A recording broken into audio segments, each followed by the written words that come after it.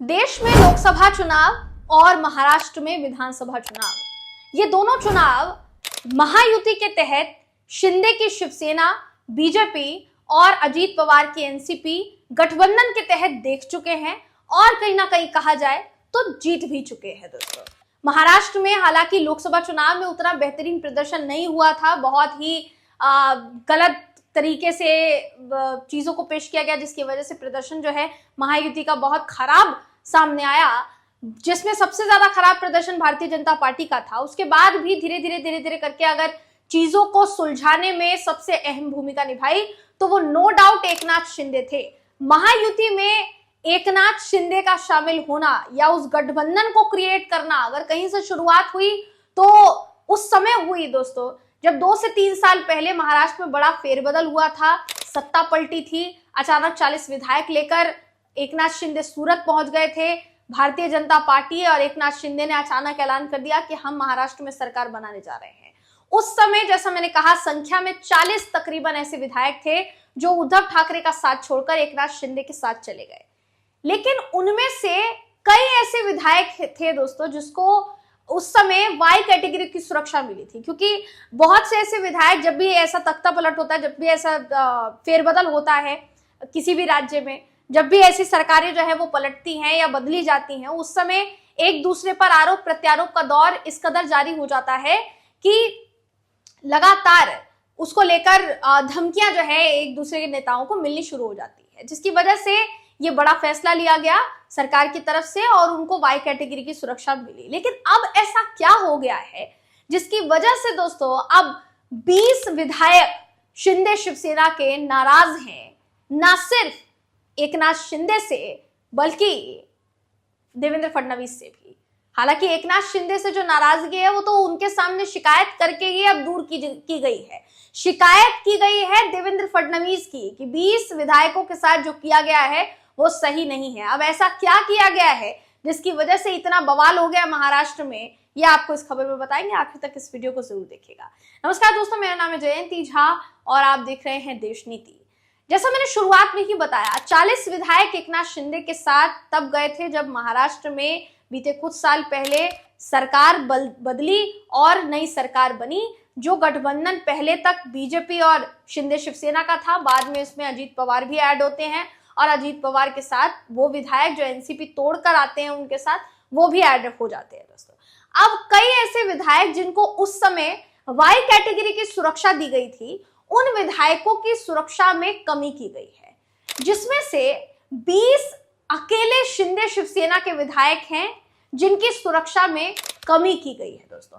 ये शिकायत लेकर वो विधायक पहुंचे एकनाथ शिंदे के पास और अब ऐसा माना जा रहा है कि सिर्फ और सिर्फ इस एक मुद्दे की बिना पर एकनाथ शिंदे और देवेंद्र फडणवीस के बीच जो कोल्ड वॉर जारी है, वो कोल्ड वॉर आगे और बढ़ सकती है और महायुति में फिर एक बार फूट के आसार नजर आ सकते हैं। फिलहाल के लिए दोस्तों वो खबर आपकी स्क्रीन पर इस समय है, जिसका देखिए क्या कहना है। एकनाथ शिंदे और महाराष्ट्र के सीएम देवेंद्र फडणवीस के बीच में जो अनबन है उसका सिलसिला जारी है।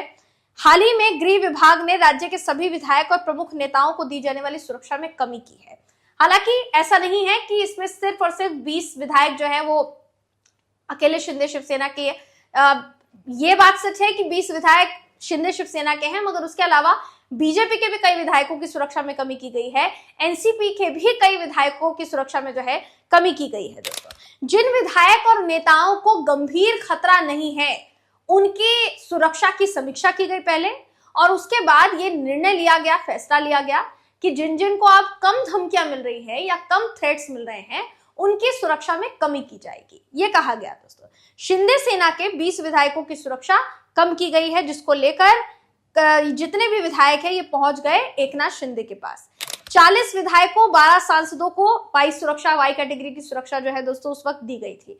उद्धव ठाकरे से बगावत करने के बाद तकरीबन 40 विधायक शिंदे सेना के थे और 12 सांसदों को सुरक्षा जो है वो मुहैया कराई गई थी। कुछ विधायकों को वाई कैटेगरी की सुरक्षा जो है वो भी दी गई थी। अब सुरक्षा की समीक्षा करने के बाद यह तय किया गया है कि कुछ विधायक जो अब कम धमकियां झेल रहे हैं या कम थ्रेट्स झेल रहे हैं उनकी सुरक्षा को कम किया जाएगा। बीजेपी और एनसीपी के नेताओं के भी कई विधायक हैं, ऐसे कई नेता हैं जिनकी सुरक्षा में कमी की गई है। हालांकि इसमें सबसे ज्यादा अगर किसी पार्टी के नेता हैं तो वो हैं शिंदे शिवसेना के नेता दोस्तों, जिनकी सुरक्षा में कमी एक बड़ा कारण बन सकता है आगे चलकर किसी भी अनहोनी के लिए। क्योंकि जाहिर सी बात है, जब जब सुरक्षा में कमी की बात कही जाती है, चाहे फिर वो किसी भी पार्टी के नेता को लेकर हो, एक अलग सी बेचैनी बढ़ जाती है। उस पार्टी में संशय जो है वो बरकरार रहता है कि कहीं कोई अनहोनी ना हो जाए, कहीं कोई घटना ना हो जाए, कहीं कुछ ऐसा ना हो जाए जो नहीं होना चाहिए था। सुरक्षा रहेगी तो ऐसा कुछ नहीं होगा, लेकिन अगर सुरक्षा हटा दी जाएगी तो फिर कुछ भी होने का जो है अंदेशा जताया जा सकता है। दूसरी तरफ बात की जाए एकनाथ शिंदे की, तो एकनाथ शिंदे लगातार ऐसे कई संकेत दे रहे हैं जिससे ये समझ में आ रहा है कि फडणवीस और एकनाथ शिंदे के बीच में सब कुछ ठीक नहीं है।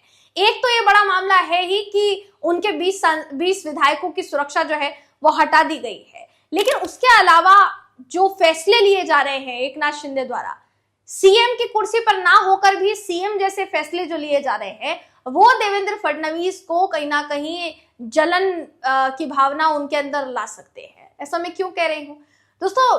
एक फंड क्रिएट किया जाता है सीएम की तरफ से, जिसके मुताबिक जब भी किसी व्यक्ति को जरूरत होती है या फिर जब भी जनता किसी आपदा में फंस जाती है या कोई दुर्घटना होती है, उस समय सीएम रिलीफ फंड के तहत उनको पैसे दिए जाते हैं। अब एक ऐसा ही फंड जनरेट किया है एकनाथ शिंदे ने। आपकी स्क्रीन पर इस समय वो खबर है जो कहीं ना कहीं ये बदला निकालने वाला कह लीजिए या चुभने वाला कह लीजिए, सीएम फडणवीस को चुभने वाला एक बड़ा फैसला ये हो सकता है दोस्तों।